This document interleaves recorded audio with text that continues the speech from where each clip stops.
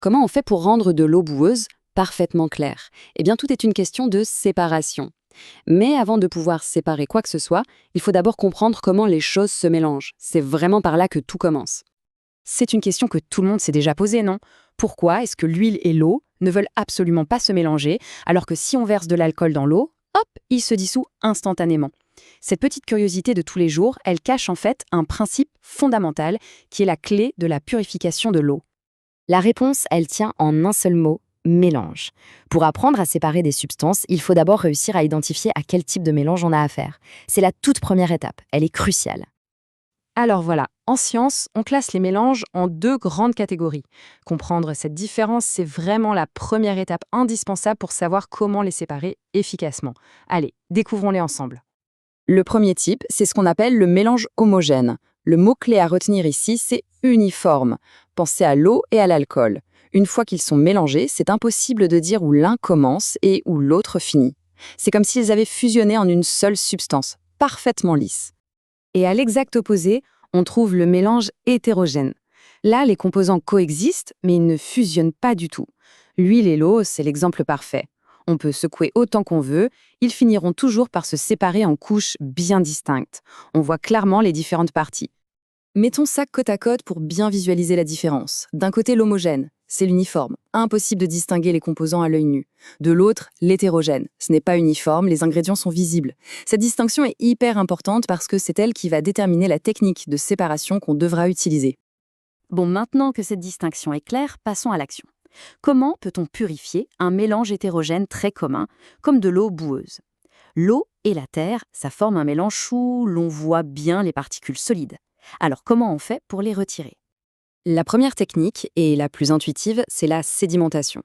Elle repose sur une force universelle qu'on connaît tous très très bien, la gravité.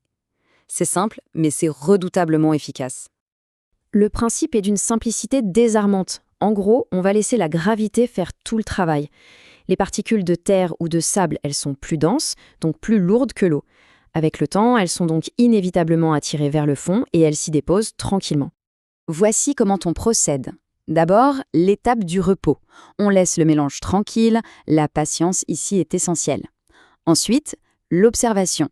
On voit bien les particules lourdes former une couche de sédiments tout au fond. Et enfin, l'action.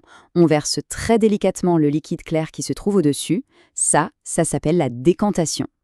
La sédimentation, c'est parfait pour les grosses particules bien lourdes. Mais que faire des impuretés qui sont beaucoup plus fines et qui restent en suspension? Pour celles-là, il nous faut une barrière un peu plus subtile, la filtration. L'idée de la filtration, c'est de créer une barrière physique. On va forcer le mélange à traverser un filtre qui a des trous, des pores qui sont assez grands pour laisser passer le liquide, mais bien trop petits pour les particules solides. C'est un peu comme un tamis, mais à une échelle microscopique. Le processus est simple et super efficace.